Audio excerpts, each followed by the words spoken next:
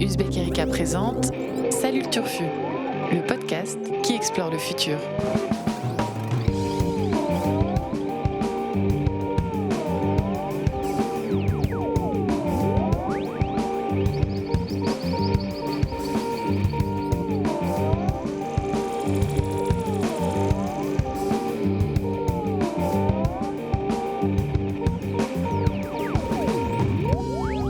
Salut à toutes, salut à tous et surtout salut le Turfu, le podcast de l'actualité du futur vu par la rédaction d'Uzbek Erika. Alors aujourd'hui, pas de politique ni de géopolitique, pas de sport ni d'écologie, pas d'économie ni de faits divers. On va parler actu, oui, certes, mais actu culturelle, puisque l'arrivée des beaux jours s'est accompagnée de celle d'une tripotée d'œuvres qui explorent le futur, ou plutôt les enjeux qui concernent directement les générations futures. Le mois dernier, on vous avait parlé de théâtre immersif notamment. Et bien cette fois, on va revenir à des supports culturels un petit peu plus tradis, avec au sommaire 2 séries, un film et un jeu vidéo. Voilà, du classique. Alors, chers auditeurs, je vous préviens, je vais lâchement jouer la carte du suspense en ne vous dévoilant pas d'entrée de jeu le contenu de cette émission. Comme ça, vous êtes obligés de tout écouter jusqu'au bout, car je sais que vous ne ferez pas l'offense de sauter certaines séquences pour la simple et bonne raison que tout ce qu'on va vous présenter vaut le détour.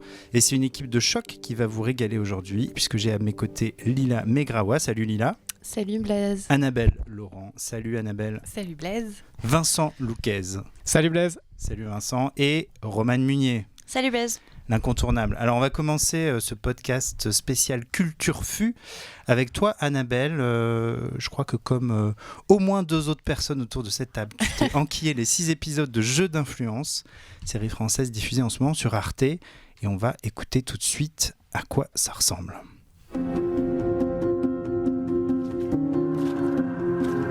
Je vais déposer un amendement. Je vais faire interdire les pesticides les plus toxiques. J'ai pas envie de passer pour le ministre qui défend les pesticides. Tu comprends ça ? Vous savez garder un secret. Ce sont des missions de lobbying que je voudrais vous confier. Claire Lancel, qui a vendu son âme au diable. Ouais, mais elle a vendu cher. Très cher. J'ai peur qu'il cherche à m'éliminer. Il y a déjà eu un meurtre. Pourquoi tu fais tout ça, toi ? T'es de quel côté ? Qu'est-ce que c'est que cette histoire de pesticides et de meurtre, Annabelle ? Alors je vous refais l'histoire, parce que là c'est un peu dans le désordre, donc je ne sais pas si Lila et Romane, qui sont donc les 2 personnes autour de cette salle qui ne l'ont pas vu. Ça sonne très français. Ça sonne déjà très français. C'est plein de sous-entendus comme remarque. On va y venir plus tard. Je vais tâcher de ne pas me vexer d'emblée par cette remarque. Alors, donc un agriculteur tombe inanimé au pied de son tracteur. À l'hôpital, on lui annonce qu'il a une leucémie. Il fait le lien avec les pesticides qu'il utilise dans ses champs. Et la chance qu'il a, c'est qu'il est un ami d'enfance du député de sa circonscription, un certain Guillaume Delpierre, qui va se mettre en tête d'interdire le pesticide. Ils vont devoir affronter la multinationale qui commercialise ce pesticide qui s'appelle Saskia, et surtout les lobbyistes qui entourent les cadres de Saskia, notamment un certain Mathieu Baumann qui lui-même a engagé une ex-journaliste politique qui connaît très bien l'Assemblée, qui peut récolter les infos qu'il faut et qui a donc vendu son âme au diable, comme on l'entend dans la bande-annonce. Ils vont faire pression sur l'agriculteur pour qu'il abandonne son action en justice et sur le député pour qu'il abandonne sa guerre contre les pesticides. Et vous avez entendu parler d'un meurtre, car le corps d'un cadre de la multinationale a été retrouvé dans la Seine. Et la thèse du suicide semble apparemment assez trafiquée. Le réalisateur de cette série, c'est Jean-Xavier de Lestrade, qui est un ancien documentariste. Il est célèbre pour sa série Soupçon ou The Staircase. Certains la connaissent juste sous le nom de The Staircase, qui est une série documentaire fleuve de 8 heures sur un romancier qui était accusé d'avoir tué sa femme. Il est aussi célèbre pour un film qui lui a même valu l'Oscar en 2002 qui s'appelle Un coupable idéal. Encore une histoire de justice, c'est une seule histoire de justice. C'est un ado afro-américain qui était accusé du meurtre d'une touriste blanche en Floride et il était innocent. Donc ce Jean-Xavier de Lestrade, qui est un très bon documentariste, il s'est converti à la fiction, ça marche plutôt bien, avec 3 fois Manon, La disparition, et donc là il revient avec une série qui lui a été, dont l'idée lui a été soufflée par son papa, qui lui a envoyé un article sur Paul François, l'agriculteur des Charentes qui a été intoxiqué par l'herbicide Lasso, qui a depuis été interdit, et qui a gagné en fait son combat contre Monsanto, qui a été un des premiers à avoir fait reconnaître son accident comme une maladie professionnelle due aux pesticides. Donc l'Estrade et avec son co-scénariste, ils ont récolté sur inspiration du coup de ce travail de documentariste qu'ils faisaient avant les témoignages de nombreuses personnes, des journalistes, des attachés parlementaires, des conseillers en com, qui ils ont eu beaucoup de mal, ça a été assez compliqué si j'ai bien compris. Ça leur a pris vraiment beaucoup de temps et évidemment les gens acceptaient de leur parler si c'était à condition d'évoquer des affaires passées. Donc cette série, elle permet de vraiment mieux comprendre ces lobbies dont on parle tellement mais qui sont souvent... Dans l'ombre. Ouais, qui sont souvent désincarnés. Donc là, le Mathieu Baumann dont je vous parlais tout à l'heure, il est joué par Jean-François Savidier, que tu dois connaître, Lila, toi qui connais si bien le théâtre, puisqu'il est aussi metteur en scène. Et on l'a vu aussi dans Les Revenants, où il jouait aussi un foufou. Je ne sais plus exactement quel a été son rôle, mais de toute façon, tout le monde est ma boule dans Les Revenants, donc voilà.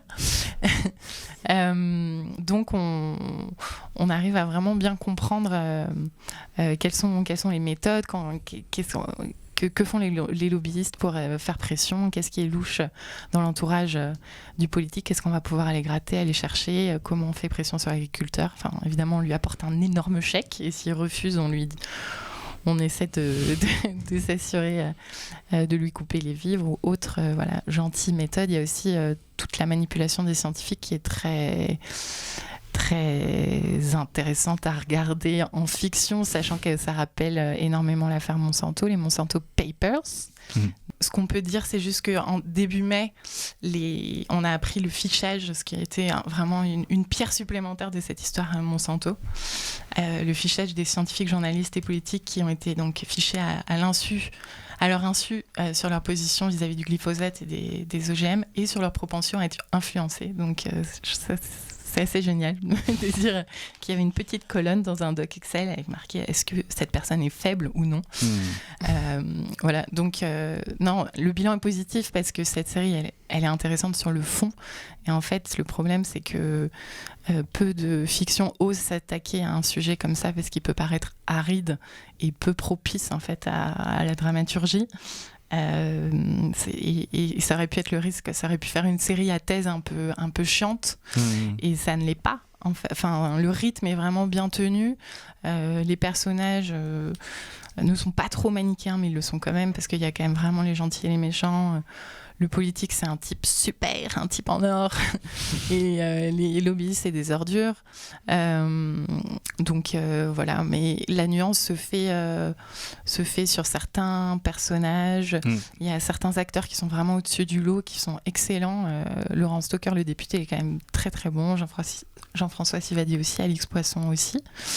Et voilà, donc instructif et plutôt convaincant parce qu'en fait c'est juste la magie de la fiction, ça permet quand même de te rendre concerné par un sujet qui aurait pu être un peu aride. Voilà. Vincent, donc, tu as aussi j'ai assisté à ces jeux d'influence. Ce thriller à la française. Effectivement, je recommande aussi cette série. Je la trouve. Alors, c'est une série, c'est pas la meilleure série de tous les temps en termes d'accroche, de narration. Voilà, mais c'est vrai que les acteurs sont quand même très bons. Et puis, elle a quand même un intérêt pédagogique hyper intéressant parce que c'est certes un petit peu manichéen, mais ça traduit une réalité qui est elle-même un petit peu manichéenne. Ce que fait Monsanto, c'est quand même assez hallucinant. Et tu le rappelais, Annabelle, les Monsanto Papers, des révélations successives. Il y a même des personnages. C'est assez transparent, c'est assez marrant. On voit à un moment donné le personnage du scientifique qui fait ses études sur les rats, qui montre qu'il y a des qui apparaissent. Qui est un peu le sosie de Bernard Stiegler d'ailleurs. J'aguiche aussi les pour gens. les plus ouzbek fans qui connaissent toutes nos références. Il ressemble au philosophe Bernard Stiegler. Mais voilà, donc là on reconnaît, pareil, il y avait eu la même polémique avec le chercheur et Serra qui avait été totalement Gilles-Éric Serralini. La fameuse affaire Serralini. Et Serra.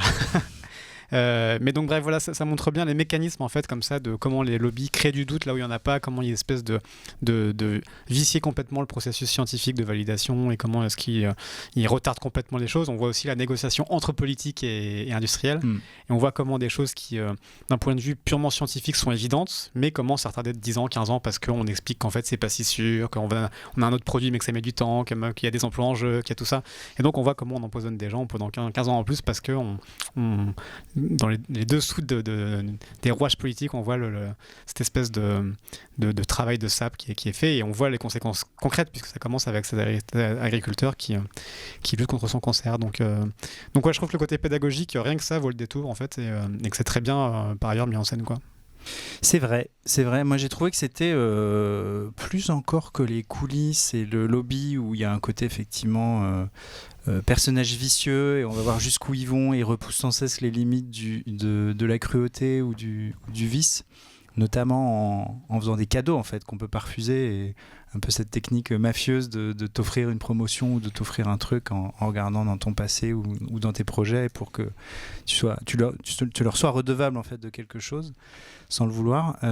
Plus que les coulisses et les lobbies, je trouvais que c'était le jeu politique qui était vachement bien montré. Alors là aussi c'est une fiction, ça se passe pas forcément tout le temps comme ça, mais j'avais trouvé que la relation avec le Premier ministre est hyper intéressante, celle avec le ministre de l'Environnement aussi.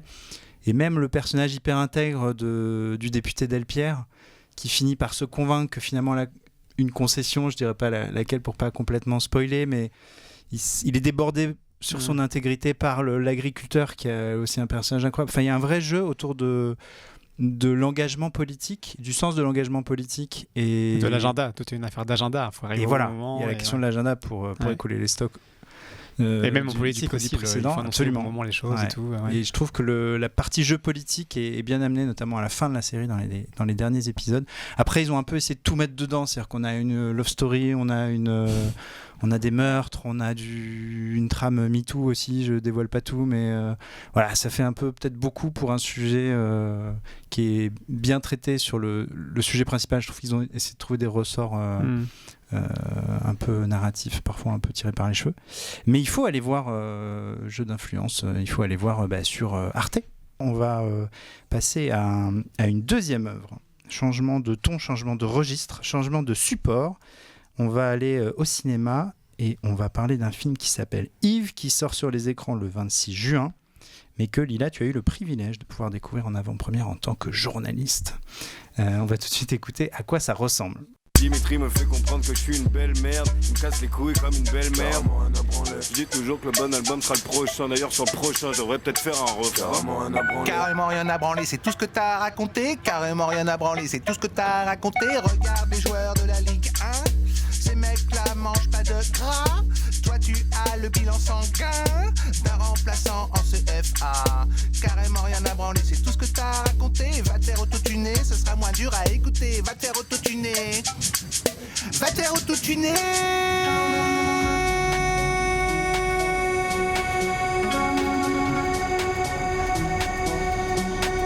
Carrément rien à branler.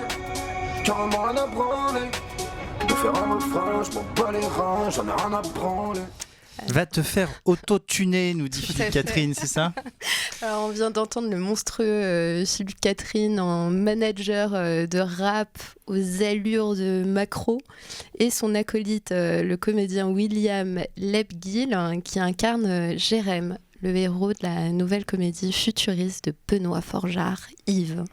Alors Jérém mange des bananes, des gâteaux secs avec du lait pour tout repas. La journée, quand il est inspiré, il compose dans le garage de la maison de sa grand-mère à Marly des chansons de rap dont on vient d'entendre un extrait. Il autotune.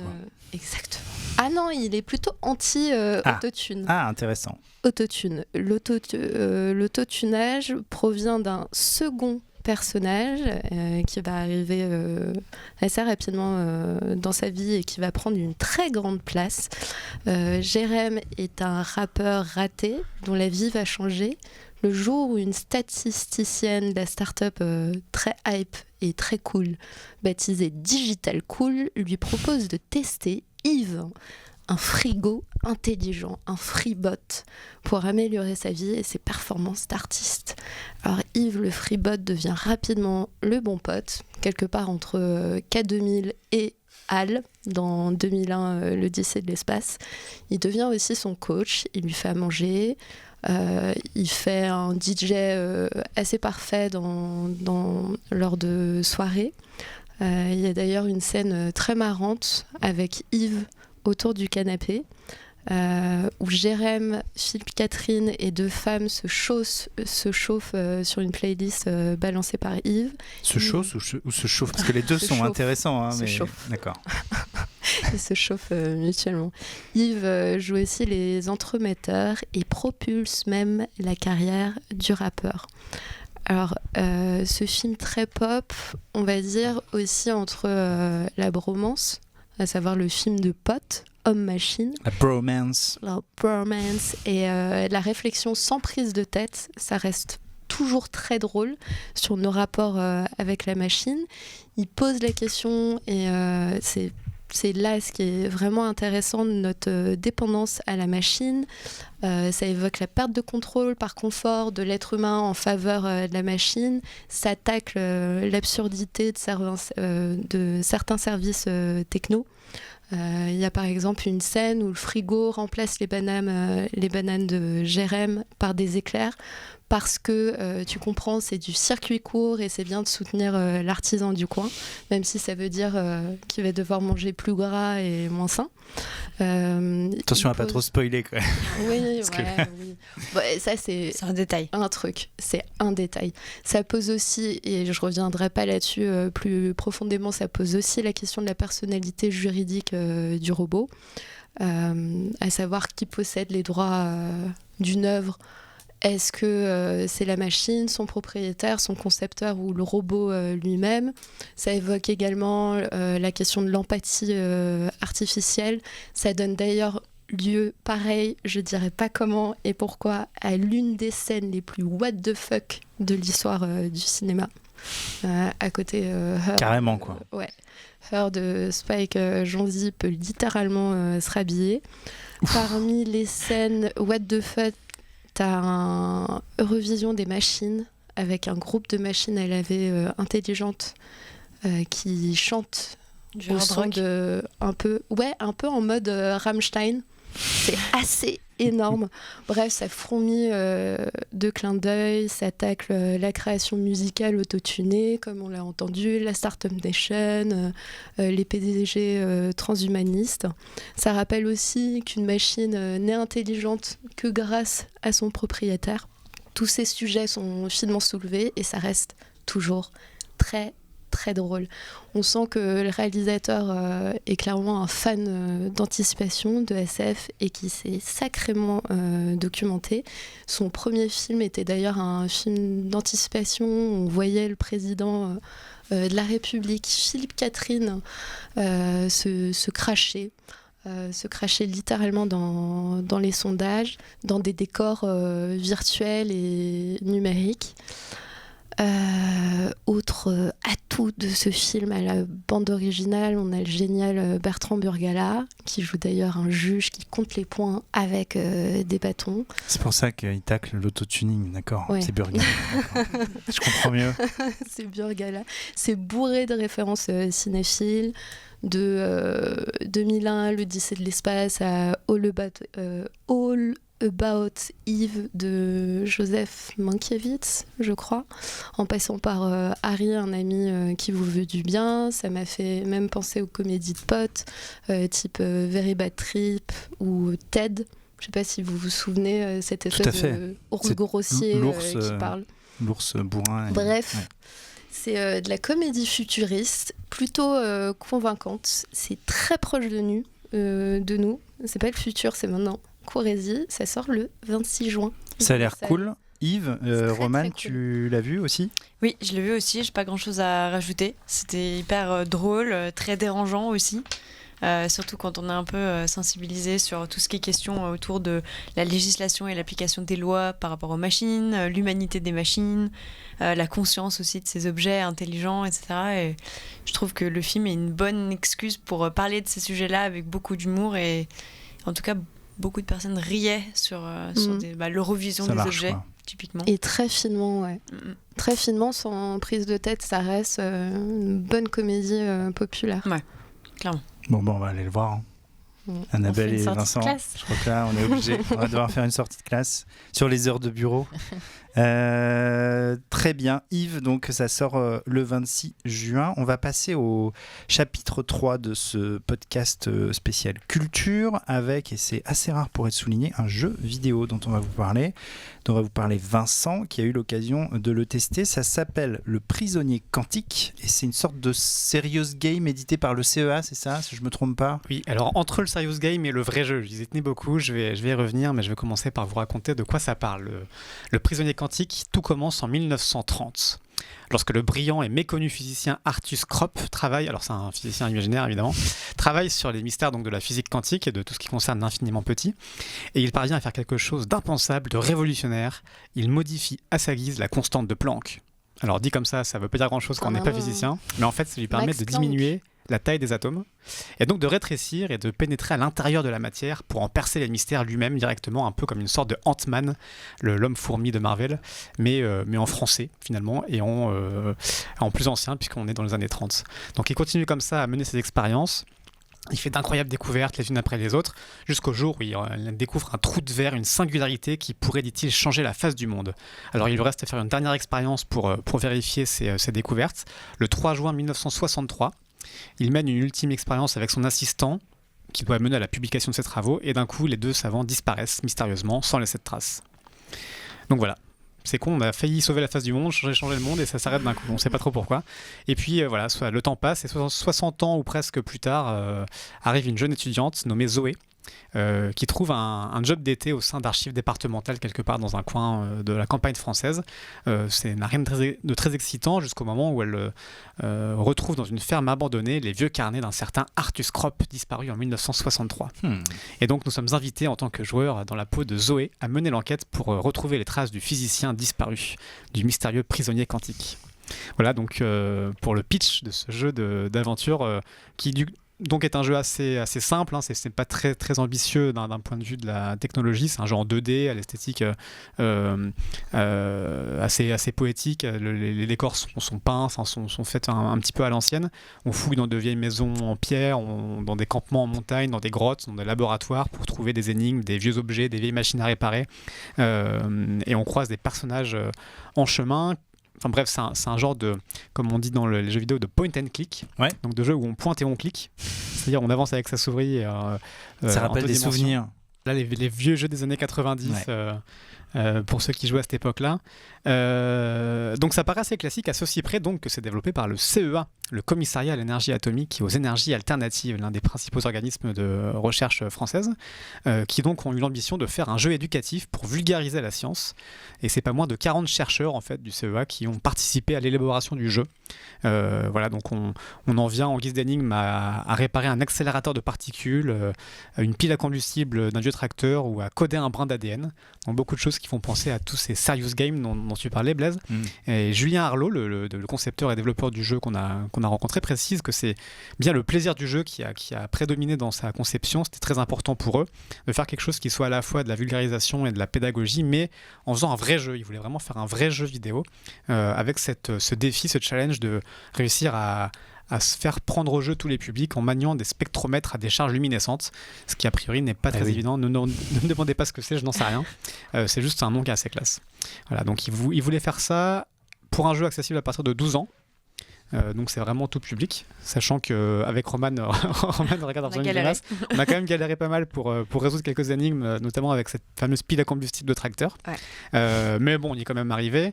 L'idée c'est vraiment au fur et à mesure du jeu, donc on répare des trucs, on a des pastilles pédagogiques, donc il y a des scientifiques qui apparaissent en vidéo intégrés au jeu qui nous expliquent si on veut aller plus loin on peut zapper, mais si on veut aller plus loin on peut avoir les explications sur les connaissances de ce qu'on répare. ou des énigmes qu'on résout. Voilà, le jeu est prévu pour faire entre 8 et 12 heures, mais il peut aussi être accessible en module. C'est l'intérêt pédagogique, c'est qu'en fait les profs pourront l'utiliser en classe suivant ce qu'ils veulent étudier. Ils peuvent extraire des petits morceaux du jeu vidéo pour n'utiliser que la partie sur tel aspect de la science. En complément d'un cours spécifique. Voilà, parce que effectivement ça aborde plein de sujets différents. En fait, ça ne parle pas du tout que de mécanique quantique, ça parle de tout ce qu'on peut voir dans un programme de fin collège, lycée et au-delà. Voilà, donc je vous le disais, c'est pas le jeu du siècle, mais l'ambiance est très plaisante, on se prend bien au jeu.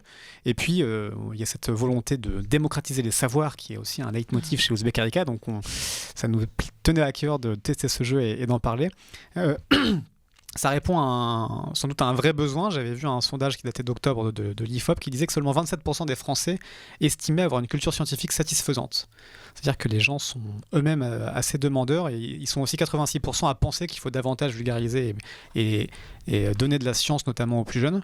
Donc l'appétence est là, tant mieux, il faut l'encourager. Et ce genre de jeu permet justement de mêler savoir et balade à jeu d'aventure assez classique, 100% gratuit, c'est aussi tout l'intérêt, c'est que le jeu est disponible en fait sur navigateur et sur smartphone sans rien avoir à télécharger et sans avoir à payer quoi que ce soit. Il n'y a pas juste un niveau gratuit et le reste payant. Non, voilà, c'est ça, c'est tout l'intérêt d'un organisme public qui développe un jeu scientifique, c'est que c'est une quarantaine de chercheurs, voilà, le retour du plan. Le jeu dure entre 8 et 12 heures.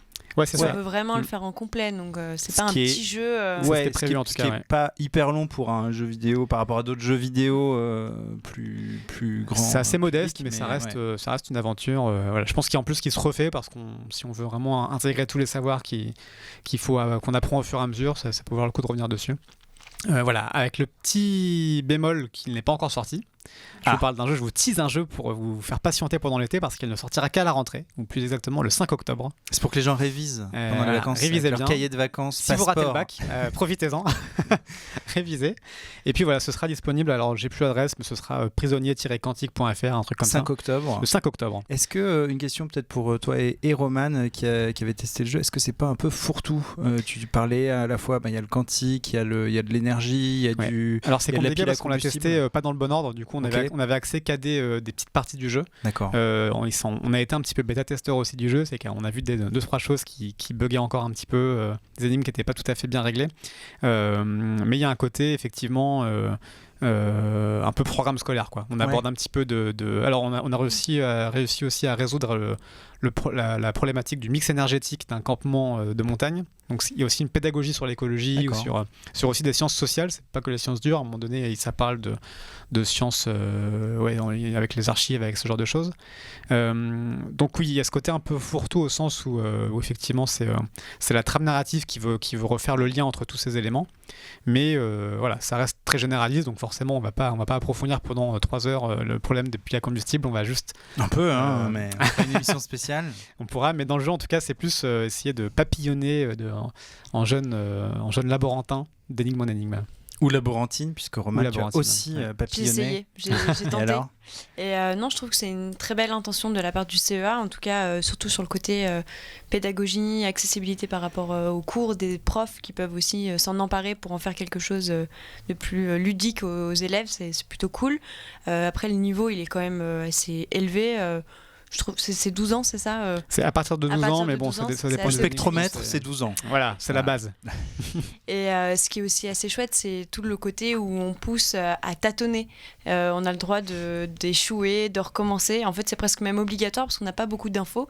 Donc, il faut faire exploser la machine au moins 4 ou 5 fois pour comprendre que finalement les ions ils passent dans tel côté, les autres c'est assez intéressant et je trouve que c'est aussi toute la démarche scientifique, ça fonctionne comme ça, les scientifiques font beaucoup d'erreurs avant d'arriver à un résultat et à comprendre pourquoi ça fonctionne comme ça, donc je trouve que c'est plutôt cool de montrer cette démarche, le derrière des recherches scientifiques. Ouais, c'est vrai, c'est ce qu'il nous expliquait aussi, c'est que dans le calcul du score, le raté ne fait pas perdre de points, au contraire, cette pédagogie elle est aussi là pour montrer que rater c'est indispensable et qu'il faut apprendre à oser rater, quoi, parce qu'en France c'est souvent un problème. Et oui, les vertus de l'échec. Les fameuses, fail again, fail better.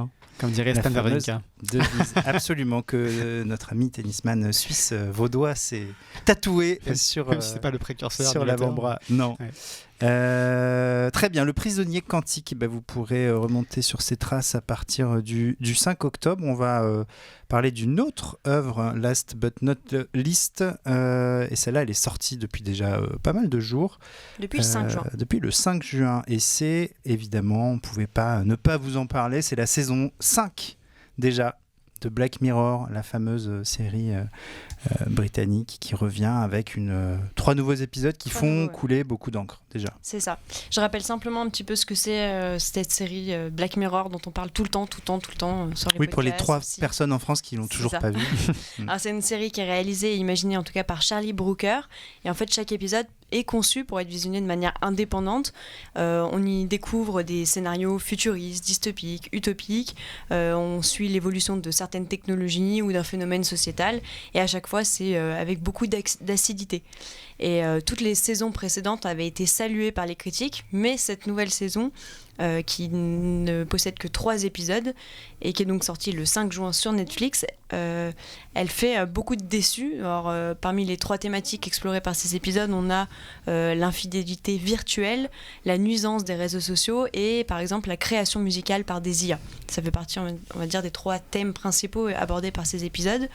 Les critiques qu'on lit assez régulièrement, c'est des scénarios qui sont un peu moins waouh. On a des happy end plutôt, ce qui n'arrive jamais d'habitude dans les épisodes de Black Mirror. Et on a des épisodes qui sont un peu moins surprenants. Au niveau par exemple des technologies, on a déjà évoqué les mêmes technologies. C'est par exemple la critique des réseaux sociaux, on l'a déjà eu aussi dans d'autres épisodes précédents. Mais il y a quand même quelques petits points qu'on peut retirer. Il y a d'ailleurs un article qu'on a publié sur Uzbek Erika sous la plume de Lucille Meunier et qui montre qu'il y a quand même des petits éléments futuristes qu'on peut tirer de ces épisodes et ne pas rester trop déçu de cette nouvelle saison. Si on part par exemple du premier épisode qui s'appelle Striking Vipers et qui, en tout cas pour moi, sort un peu du lot. Vous me direz aussi si c'est votre épisode préféré de cette saison. Mais en gros, on a pour le pitch ces 2 amis d'enfance qui sont passionnés par les jeux vidéo, qui se retrouvent et qui décident de tester la version VR d'un jeu de combat auquel ils jouaient il y a quelques années. Et dans cette nouvelle version, en fait, ils ressentent absolument tout. Les coups, la douleur, tous les 5 sens en fait, sont disponibles dans le jeu. Mais très rapidement, alors qu'ils jouent un personnage féminin et un personnage masculin, ils vont vite passer des arts martiaux aux relations sexuelles en VR. Donc toute la thématique de cet épisode est autour de ces frontières assez floues entre la vie sexuelle virtuelle et réelle. Ça fait aussi écho à plein de sujets actuels qu'on traite assez régulièrement sur Uzbek. Par exemple, l'enfermement dans un monde virtuel qui peut nous dégoûter de la réalité. C'était le phénomène des hikikomori au Japon, ces gens qui refusent tout contact social. Il y a aussi tout le débat autour de l'impact du porno sur la perte de libido. Il y a toutes les questions liées au sextech qui peuvent être aussi un peu abordés dans cet épisode. Le 2e épisode, il est un peu différent, il s'appelle Smithereen. Je vais vous faire écouter d'abord un petit extrait. Airport, yeah? Terminal 3? Do you work in that place? Smithereen, yeah. The sat-nav showing an accident coming up. Do you mind if I follow an alternate route it's showing me? Your mind may wander. Jesus! Everywhere you look, people are hooked on the things! Simply watch it go. It's like chain smoking! Calmly and without judgment. On entend le personnage à l'intérieur de ce 2e épisode qui hurle en disant que les réseaux sociaux sont devenus un peu comme des clopes auxquelles on est addict et dont on ne peut pas se passer. Et justement, le personnage principal qui est mis en scène dans cet épisode, c'est un homme désespéré qui va prendre en otage un employé d'un des gros réseaux sociaux qui ressemble beaucoup à Facebook ou Twitter, justement parce qu'il veut des explications du fondateur de ce réseau social. Smithereen. C'est ça, Smithereen. Du réseau. Et contrairement à d'autres épisodes, par exemple comme Nosedive, c'était l'épisode de la saison 3, épisode 1, où on avait une application qui permettait de donner une valeur sociale à chaque citoyen pour juger sa réussite ou sa valeur. Ici, on a une plateforme qui est un peu décevante puisque finalement c'est pas très innovant. On a été habitué à des technologies un peu plus waouh de la part de Black Mirror, mais c'est un réseau social qui contrairement aux autres épisodes, échappe un peu à son créateur et qui surtout interfère dans les enquêtes policières. Donc ça aussi, ça fait écho à l'actualité, notamment à l'affaire en 2016 avec Apple qui avait refusé de collaborer avec le FBI dans le cadre de l'enquête sur l'attentat de San Bernardino qui avait provoqué 14 morts. Les autorités, ils avaient demandé en fait au réseau de débloquer le téléphone d'un assaillant. Et Apple avait refusé en prétextant que le gouvernement intercepte les messages, regarde les comptes bancaires, les bilans de santé et il accède même au micro et à la caméra des téléphones sans que vous le sachiez, et donc il avait refusé d'aider la police ce jour-là sur cette enquête. Donc il y a tout ce côté-là qui fait écho à l'actualité, donc contrairement aux autres épisodes, on a l'impression qu'il nous prenait par devant, là il fait juste un petit pas de côté et il met un peu en perspective. Et après, un dernier épisode qui est un peu décevant, je pense que toi Blaise tu l'as regardé aussi. Absolument. Qui s'appelle Rachel, Jack et Ashley Too, et qui a un autre registre. En fait, on assiste à la réussite d'une chanteuse qui est interprétée par Miley Cyrus et qui est manipulée par sa tante, et lorsqu'elle tombe dans le coma, en fait, sa tante la ressuscite à travers une sorte de poupée et des avatars et des hologrammes qui feront ses concerts à sa place. En fait, finalement, les hologrammes sont capables de créer de la musique à sa place. Elle n'était pas si essentielle que ça. Donc là, c'est plus thématique autour de la musique composée par les IA, comment on transfère une conscience dans une machine. Donc voilà, ça c'était les petits points un peu qui méritaient d'être relevés de cette saison, qui est quand même un peu décevante, un tout petit peu. Globalement décevante. Ouais. Je vais réagir à plusieurs trucs que tu as dit, mais je crois qu'Annabelle a vu l'épisode 1 de cette saison 3 sur ce fameux jeu vidéo. Saison 5. De cette saison 5, merci Vincent, heureusement que tu es là, ce fameux jeu vidéo qui fait ressentir plus qu'avec sa manette.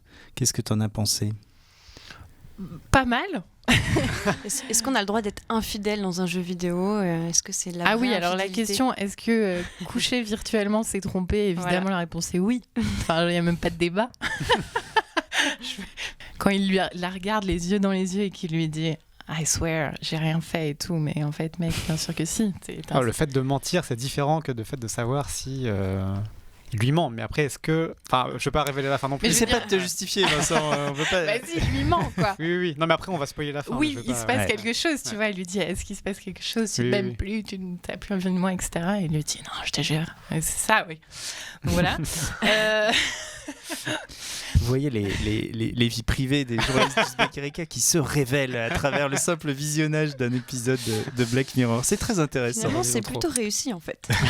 Non, mais en fait, voilà, j'ai trouvé ça pas mal. Ça m'a rappelé la Happy End, donc du fameux San Junipero dont on est tous restés obsédés par cet épisode pendant assez longtemps avant que cette saison 5 arrive. On le mettait tout le temps sur Uzbek Erika en illu d'articles. Puis c'est vrai qu'il était quand même très réussi.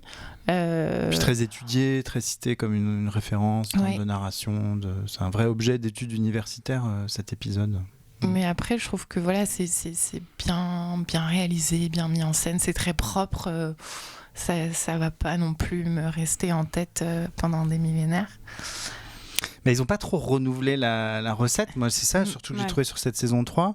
Ils exploitent des... Ce qui était intéressant dans Black Mirror, c'était les petits twists. Saison 5. De cette saison 5, ce qui était décidément, ce qui était intéressant, c'était les petits twists des détournements technologiques. Et là, on est sur des rapports à la technologie qui ont déjà été abordés en fait dans les saisons précédentes, notamment je pense à cet épisode 1 là, donc sur les jeux vidéo où on se plug un petit implant sur la tempe. Ça a déjà été fait dans au moins 2 épisodes par le passé de la série, donc c'est pas très frais.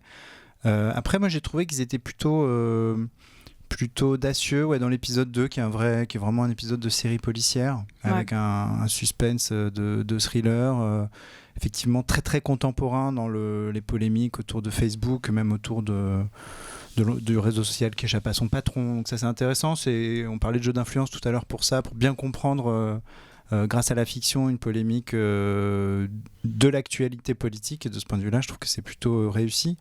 Après, je pense à l'épisode Bandersnatch dont on avait parlé d'ailleurs dans ce podcast, qui était sorti à Noël dernier, donc toute fin 2018, qui avait déjà été accueilli de manière un peu fraîche, notamment parce qu'il y avait donc tout ce système de narration à choix multiples qui permettait de recueillir de la donnée.